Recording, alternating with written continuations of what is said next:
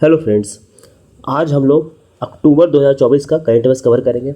इससे पहले हम लोगों ने नवंबर से लेकर के 2025 मई तक का कवर कर लिया है। ठीक, आज हम लोग अक्टूबर का करेंगे।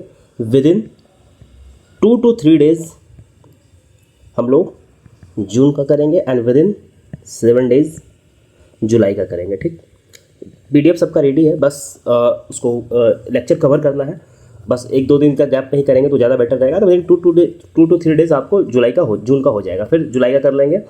फिर जो भी डेली करंट अफेयर्स इंपॉर्टेंट है वो तो टेलीग्राम पे डाल ही रहे, तो आप टेलीग्राम से जुड़ जाना। आपको कमेंट में आपको लिंक मिल जाएगा डिस्क्रिप्शन बॉक्स में। साथ ही साथ जो क्यूज चल रहा है, क्यूज को जो अटैम्प्ट करें, हम लोग 30 से 50 क्यूज डेली डाल रहे हैं। वो प्लीज़ एकदम आपको करना ही करना है। वो आप अगर अटैम्प्ट कर रहे हैं, आपका समझ एग्जाम में आपको क्वेश्चन दिखेगा ही दिखेगा वहाँ से। बाकी अगर किसी को करंट अफेयर्स का मैगजीन, जो आप करंट अफेयर्स पढ़ रहे हैं, अगर आपको इसका मैगजीन चाहिए तो बहुत ही हम लोग मिनिमम अमाउंट रखे हैं 99 रुपीज़ में। आप जा करके ले सकते हैं, टेलीग्राम पे आपको मिल जाएगा। हम लोग वहाँ प्रोवाइड कर रहे हैं जस्ट टू आप ये कर सकते हैं। इसके साथ साथ हम लोग एक 10-10 मिनट्स का माइंड मैप सीरीज चलाए हैं। माइंड मैप सीरीज आप वो भी देख सकते हैं। आपको डिस्क्रिप्शन आपको प्लेलिस्ट में एक अलग प्लेलिस्ट में आपको वो मिल जाएगा। वो है कि 10 मिनट में हम लोग कोई भी टॉपिक को कवर कर रहे हैं। अगर आपको कोई टॉपिक अगर लग रहा है कि आपको कॉम्प्लेक्स है, तो हम लोग बहुत ही आसान भाषा में हम लोग कवर कर रहे हैं उस टॉपिक को ईजी लैंग्वेज में। आप हम लोग को बताइए, हम लोग 10 मिनट में कवर कर देंगे। ठीक, तो चलिए कमेंट में बताइएगा। तो चलिए हम लोग टूर का स्टार्ट करते हैं विदाउट फर्दर डिले। देखिए, एज यूजुअल हम लोग पॉलिटी से शुरू करते हैं। जन योजना अभियान, ये जन योजना अभियान कौन चलाया था? तो ये चलाया था मिनिस्ट्री ऑफ पंचायती राज। ये बहुत इंपॉर्टेंट है, आपको मिनिस्ट्री याद हो।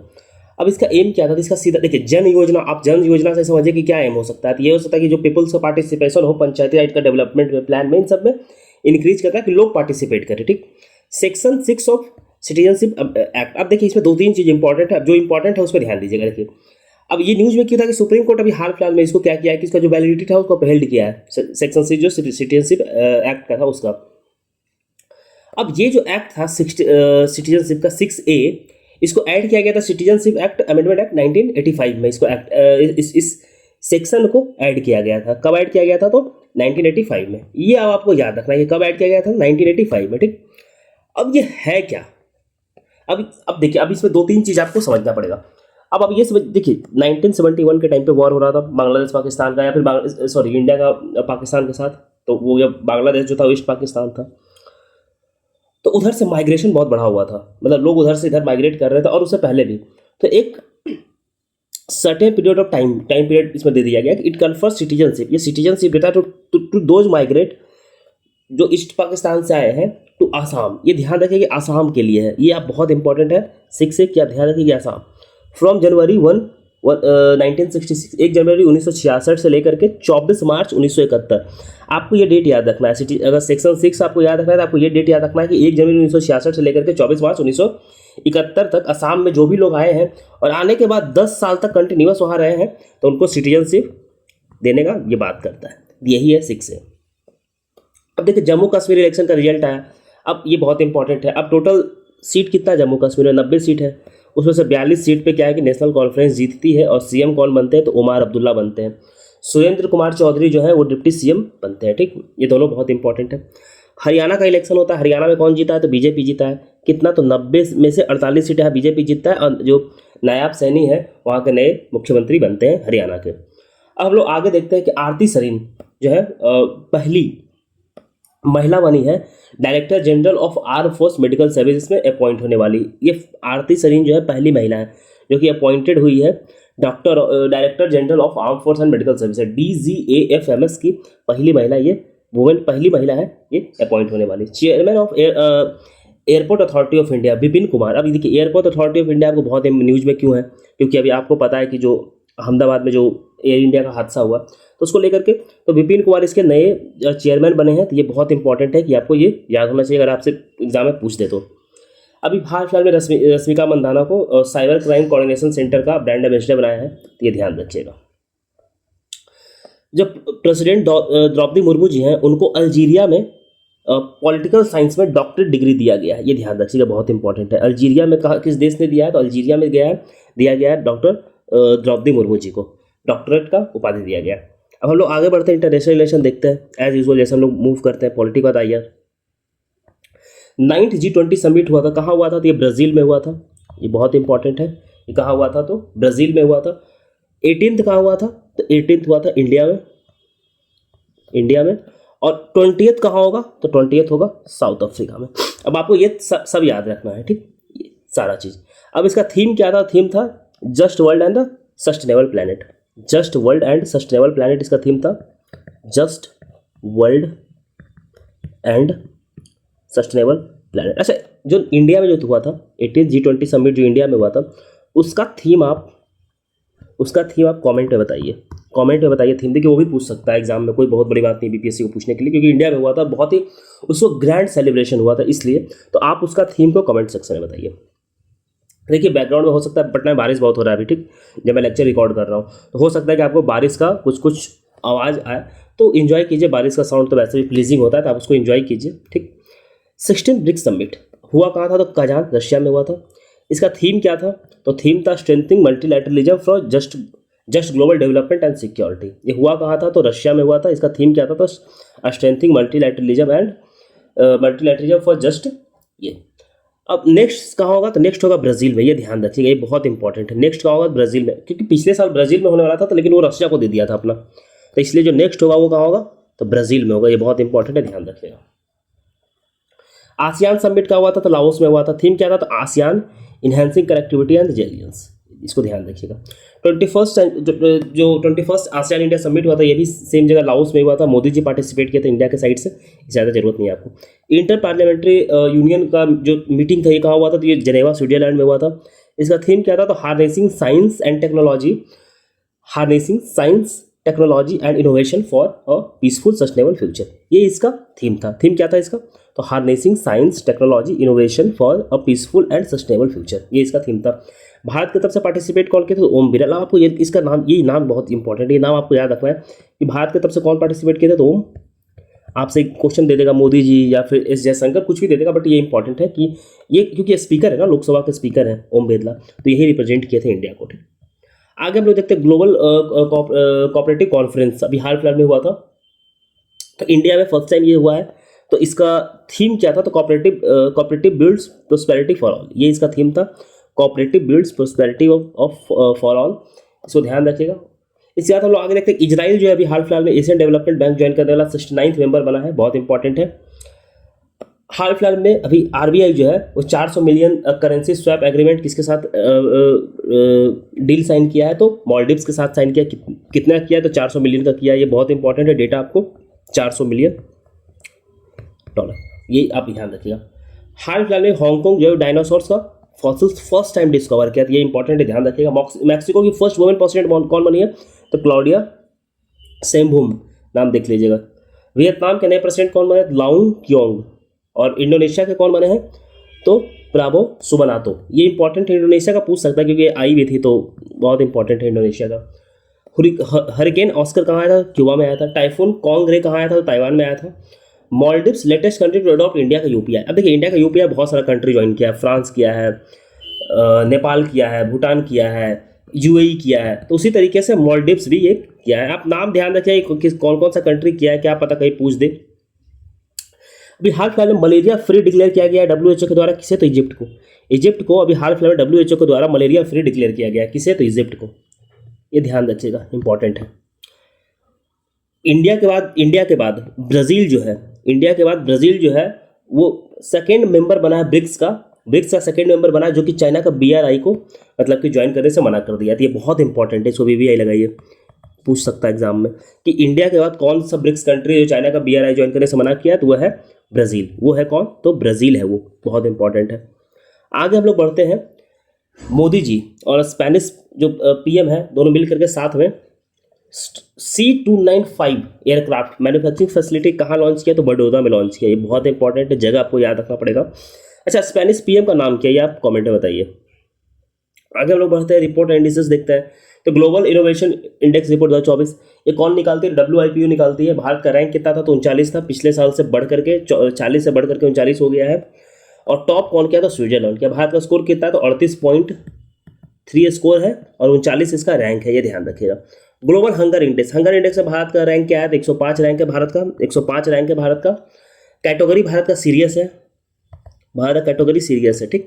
आगे हम लोग बढ़ते हैं global multi dimensional poverty index. Global multi dimensional poverty index निकालती कौन है? तो यूनाइटेड नेशन डेवलपमेंट प्रोग्राम निकालती है। इसका थीम क्या था? तो पॉवर्टी एमिड कॉन्फ्लिक्ट, ये इस थीम पे ये रिपोर्ट आया था। अब इस रिपोर्ट में कहा गया था कि 5 country with the largest number of the people living in poverty, तो मतलब 5 ऐसा देश का बताया गया था जिसमें कि लार्जेस्ट नंबर ऑफ लोग हैं, जो मतलब कि सर्वाधिक लोग जो कि पॉवर्टी में रह रहे हैं। तो उसमें भारत का एक नाम था टॉप पे। भारत में कितने लोग हैं? तो 234 मिलियन। भारत में 234 मिलियन इसलिए है कि आबादी ज़्यादा है, तो आबादी ज़्यादा तो चाइना का भी है, तो चाइना क्यों नहीं है इसमें? चाइना का भी तो आबादी है, चाइना क्यों नहीं है इसमें? चाइना नहीं है, लेकिन हम लोग हैं। भारत अगर है 234 मिलियन लोग, तो स्टिल हम लोग को पॉलिसी को हम लोग को दोबारा देखना पड़ेगा, रिविजिट करना पड़ेगा। उसके बाद पाकिस्तान है, इथोपिया है, तो इन लोग से क्या ही मतलब हम लोग को। रूल ऑफ लॉ इंडेक्स में कौन निकालती है? तो वर्ल्ड जस्टिस रिपोर्ट निकालती है। भारत का रैंक कितना है? तो 79 है। टॉप कौन किया है? तो डेनमार्क टॉप किया है। लोएस्ट स्कोर कितना है किसका है? तो वेनेजुएला का है। हम लोग अब आगे बढ़ते हैं और इकोनॉमिक्स देखते हैं। अब देखिए, इकोनॉमिक्स में एक रिपोर्ट आता है बी रेडी इंडेक्स, ये बहुत इंपॉर्टेंट है। आपको बस ये याद रखना कि निकालता कौन है? तो वर्ल्ड बैंक निकालता है। बी रेडी इंडेक्स निकालता कौन है? तो वर्ल्ड बैंक निकालता है। इसके साथ साथ वर्ल्ड बैंक एक रिपोर्ट और निकालता है, poverty prosperity and planet pathway out of poly crisis, ये भी वर्ल्ड बैंक निकालता है। ये फर्स्ट रिपोर्ट है, पोस्ट पैंडेमिक रिपोर्ट है, ठीक। तो ये बी रेडी इंडेक्स बहुत इंपॉर्टेंट है। Be ready business ready index, ये ईज ऑफ डूइंग बिजनेस के जगह पे, जो पहले ईज ऑफ डूइंग बिजनेस था ना वर्ल्ड बैंक का, उसके जगह पे ये वाला रिपोर्ट आता है बी रेडी इंडेक्स। ये वर्ल्ड बैंक निकाल रही थी, बहुत इंपॉर्टेंट है। National mission on renewable oil नियम, ये बेसिकली 7 साल के लिए लाया गया है। इसमें क्या है कि जो भी हमारा ऑयल सीड्स का प्रोडक्शन है उसको बढ़ाने का है। बेसिकली हम लोग जो नॉर्थ ईस्टर्न स्टेट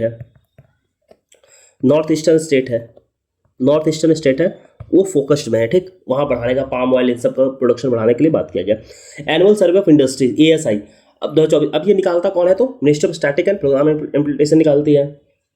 अब इसमें बताया क्या गया कि जो हमारा GV है वो 7.3% से ग्रो किया 2022-23 से लेकर के 2021-22 के पीरियड में, मतलब 1 साल के पीरियड में 7.3% से ग्रो किया था। आपको डेटा याद रखना है, कभी कभी BPSC क्या है डेटा पूछ देती है। जैसे PYQ अगर आप देखेंगे तो आपको ये दिखेगा कभी कभी पूछा गया है, इसलिए आपको थोड़ा ध्यान रखना है। इसमें टॉप पे कौन है? तो महाराष्ट्र है जो सबसे ज़्यादा GVA कंट्रीब्यूट करता है। उसके बाद गुजरात है। आगे हम लोग बढ़ते हैं, ये देखते हैं कि भारत जो है चौथा देश बन गया है world to have a 700 billion forex reserve. 700 billion forex reserve वाला भारत क्या है? चौथा देश बन गया है। टॉप पे कौन है? सबसे ज़्यादा फॉरेक्स रिजर्व किसके पास है? तो सबसे ज़्यादा फॉरेक्स रिजर्व है चाइना, स्विट्जरलैंड एंड जापान। इन चारों देश के बाद भारत जो है ये 4th कंट्री बन गया। चाइना, जापान, स्विट्जरलैंड के बाद चौथा देश भारत है, इसके बाद सबसे ज़्यादा। क्रूज भारत मिशन, ये बहुत इंपॉर्टेंट है। लॉन्च कौन किया था? तो पोर्ट एंड शिपिंग मिनिस्ट्री जो है वो लॉन्च की है। अब इसमें क्या है कि जो भारत का जो क्रूज हब बनाने का बात किया गया, इसमें प्रमोट करेगा, इसमें जो बेसिकली टूरिज्म के लिए है, टूरिज्म को प्रमोट भी करेगा ये उस चीज़ के लिए। आगे हम लोग देखते हैं कि जो हिंदुस्तान एरोनॉटिक लिमिटेड है वो 14th महारत्न कंपनी बन गया है। 14th महारत्न कंपनी कौन बन गया है? तो हिंदुस्तान एरोनॉटिक लिमिटेड जो है वो 14th महारत्न। अब देखिए, महारत्न कंपनी होता है, नवरत्न होता है, मिनी रत्न होता है, तो ये सब का डिफ्रेंशिएशन मुझे लगता है कि आपको पता होगा, तो उतना मैं इस पर जा नहीं रहा हूँ अभी। अगर मैं कभी इकोनॉमिक्स कवर करूँगा तो आई विल कवर देयर, तो फिर लेक्चर बहुत लंबा खींचेगा। 13th major port of India कौन है? तो ग्रेट निकोबार आइलैंड, गैथले बे। यहाँ पे 13वां जो इंडिया का मेजर पोर्ट है वो बनाया गया है। VVI लगाइए इसे, बहुत इंपॉर्टेंट है ये। आपसे पूछ देगा कि 13th मेजर पोर्ट इंडिया का कहाँ बनाया गया, बहुत इंपॉर्टेंट है। और 12th मेजर पोर्ट कौन सा था? तो कामराज पोर्ट जो था ये कोरोमंडल कोस्ट में था, ठीक। आगे हम लोग बढ़ते हैं। अब देखिए, भारत सरकार और मेटा एक साथ लॉन्च किया स्कैम से बचो कैंपेन, ठीक। ये कौन लॉन्च किया है? तो भारत सरकार मेटा के साथ। अब इसमें इंपॉर्टेंट ये नहीं भारत सरकार लॉन्च किया, इंपॉर्टेंट ये है कि किसके साथ की है, तो मेटा के साथ की है, जो फेसबुक का पेरेंट कंपनी है। अभी SBI को best bank of India recognise किया गया है। ग्लोबल फाइनेंस जो मैगजीन है US का, उसमें बेस्ट बैंक रिकॉग्नाइज किया गया। किस बैंक को रिकॉग्नाइज किया गया है? तो SBI को रिकॉग्नाइज किया गया। ये इस बात को आप ध्यान रखेंगे। आगे हम लोग देखते हैं इन्वायरमेंट पे देखते हैं। रिसेंटली कॉस्ट इट फ्लोज, एक नया सिस्टम है जो कि क्या कर रहा है कि जो हाइपर लोकल डेटा होता है ना, फ्लड से रिलेटेड या फिर कोई भी एरिया है, उन सबको कलेक्ट करेगा, जिससे कि फ्लड को फाइट करने में हेल्प मिलेगा। ये कौन लॉन्च किया है? तो ये केरला किया है। इस बात को ध्यान रखिएगा। State of global water resource report कौन निकालती है? तो वर्ल्ड मेट्रोलॉजिकल डिपार्टमेंट निकालती है। नेशनल वाटर अवार्ड, अब देखिए वाटर से आपको पकड़ सकते हैं कि जल मिनिस्ट्री देता होगा। बेस्ट स्टेट कौन है तो उड़ीसा है। बेस्ट विलेज क्या है तो पुल्लमपुर है, ठीक, केरला का है। और बेस्ट अर्बन लोकल बॉडी कौन है तो सूरत है, ठीक। World wild life fund release किया अभी latest edition living planet report. अब इंपॉर्टेंट क्या है कि लिविंग प्लैनेट रिपोर्ट निकालता कौन है तो वर्ल्ड वाइल्ड लाइफ फोरम निकालती है। कैमूर जो है बिहार का दूसरा टाइगर रिजर्व बन जाएगा। पहला टाइगर रिजर्व तो आप सबको पता है कि वाल्मीकि टाइगर रिजर्व ही है। आगे हम लोग बढ़ते हैं। Global framework for chemicals fund has been launch its first project call targeting safe and sustainable management for chemical waste. अब देखिए जो केमिकल वेस्ट होता है ना उसको सस्टेनेबल मैनेजमेंट करने के लिए global framework for chemical fund launch किया गया है, ठीक, लॉन्च किया है, फंड निकाला है। आगे हम लोग बढ़ते हैं। फर्स्ट बेबी ग्रेट, देखिए जो ग्रेट इंडियन बस्टर्ड है ना उसका फर्स्ट एक बेबी बॉर्न हुआ है तो वो आर्टिफिशियल इंसेमिनेशन से बॉर्न हुआ है। तो वो कहाँ, मतलब नेचुरल तरीके से नहीं हुआ है, वो आर्टिफिशियली उसको ये किया गया है, इंसेमिनेशन किया गया है। तो ये कहाँ हुआ है तो ये राजस्थान में हुआ है। आपको ये जगह याद रखना है, तो ये कहाँ हुआ है तो आपको राजस्थान में हुआ है, ठीक। आगे हम लोग बढ़ते हैं कि मध्य प्रदेश जो है वो हीट वेव को नेचुरल डिजास्टर रिकॉग्नाइज करेगा। कौन सा स्टेट है जो हीट वेव को नेचुरल डिजास्टर रिकॉग्नाइज करेगा रिसेंटली तो मध्य प्रदेश। आप याद रखिएगा एमपी करेगा। आगे हम लोग बढ़ते हैं कि साइक्लोन दाना ये कहाँ आया था, उड़ीसा में आया था। नाम कौन दिया था, कतर। बहुत इंपॉर्टेंट है कि नाम कौन दिया था, कतर दिया था। आया कहाँ था तो उड़ीसा में आया था, ठीक। आगे हम लोग बढ़ते हैं, ये देखते हैं कि देखिए 2 से लेकर 8 अक्टूबर तक नेशनल वाइल्ड लाइफ वीक मनाया जाता है। तो नेशनल वाइल्ड लाइफ वीक का जो थीम था वो क्या था तो wild life conservation through coexistence. ये बहुत इंपॉर्टेंट है, आपको थीम याद होना चाहिए कि नेशनल वाइल्ड लाइफ वीक जो बनाया गया था तो नेशनल उसका थीम क्या था तो wild life conservation through coexistence. अब इस थीम, अब ये वीक 2 से 8 अक्टूबर तक मनाया गया था। तो आपको डेट ही पता होना चाहिए कि 2 से 8 अक्टूबर तक मनाया गया था नेशनल वाइल्ड लाइफ वीक।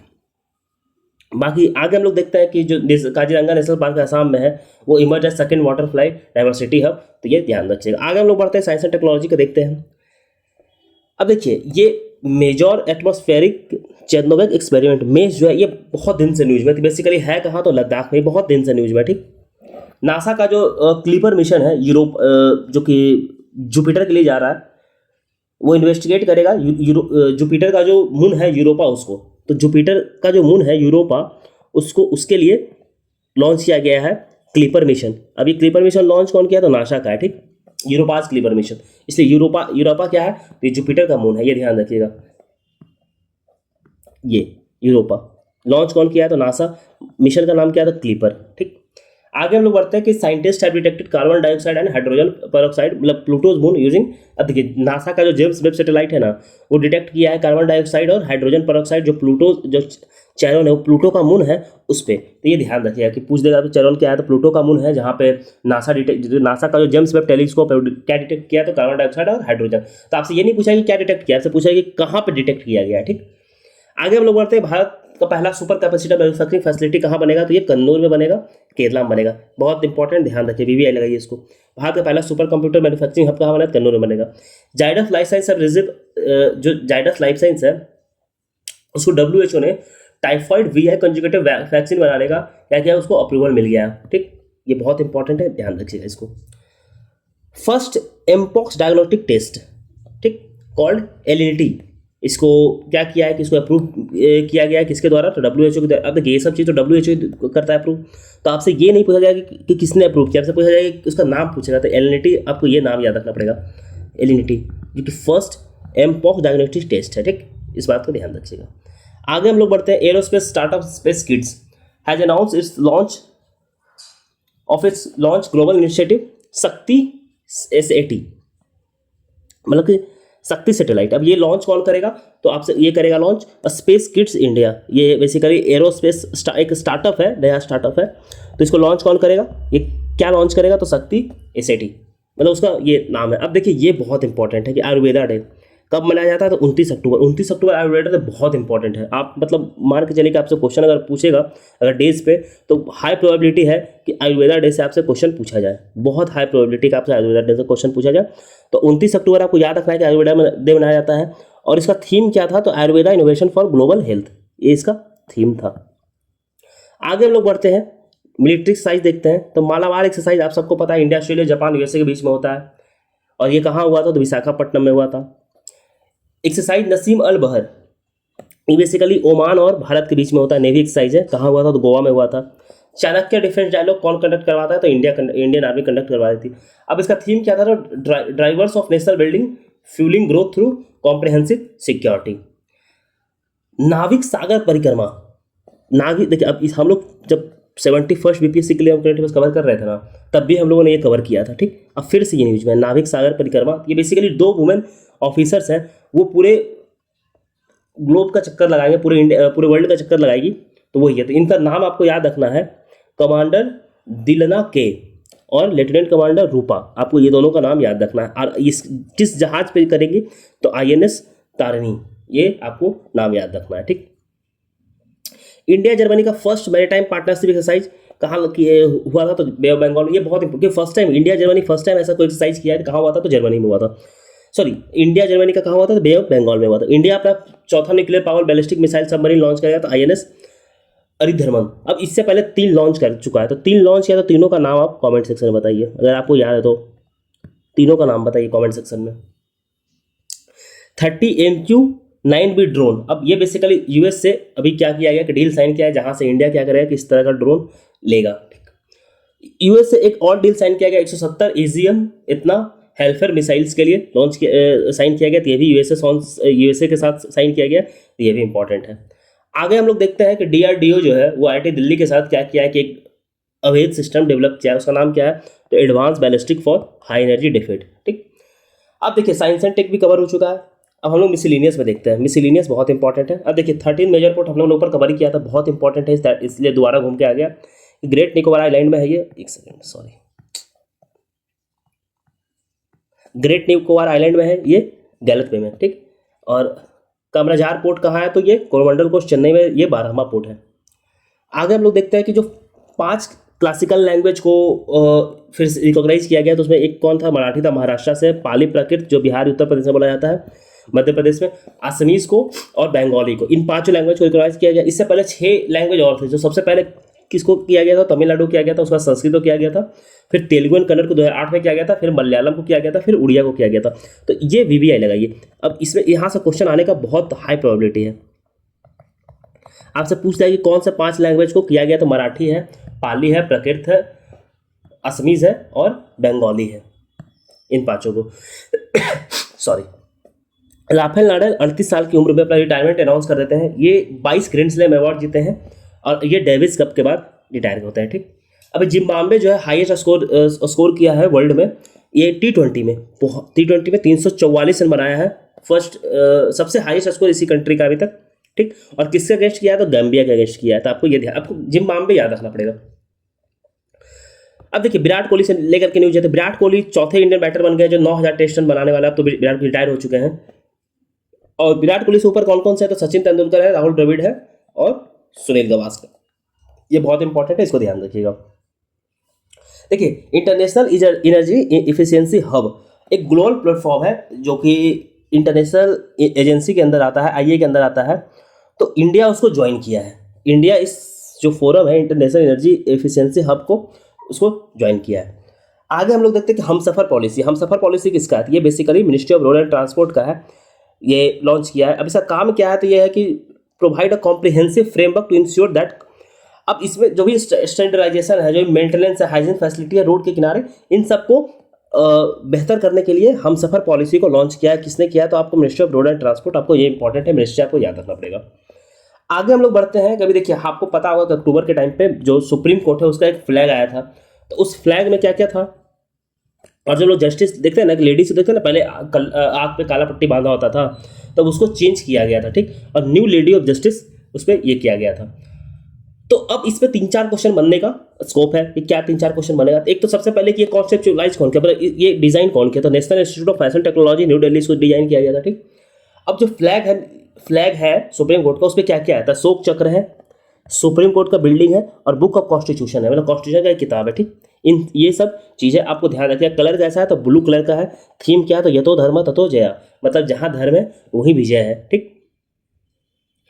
अब आगे हम लोग बढ़ते हैं कि त्रिवेंद्रपुरम का एक पोर्ट है पावना चित्र, उसको air quality, indoor air quality maintain करने के लिए उसको वहाँ पे फर्स्ट एयरपोर्ट बनाया वो, जो कि सेल्फ पावर्ड है, इंडोर एयर क्वालिटी मॉनिटर करने के लिए। पवना चित्र ये कहाँ है, तो त्रिवेंद्रपुरम में है, ठीक।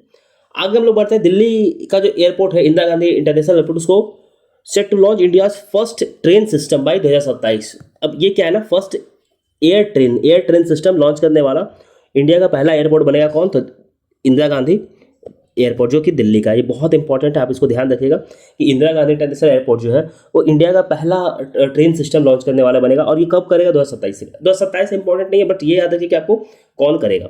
जेड मोह टनल, अब ये श्रीनगर सोनमार्ग हाईवे पे है और इसका लंबाई कितना है, तो 6.4 किलोमीटर है, ये ध्यान रखिएगा।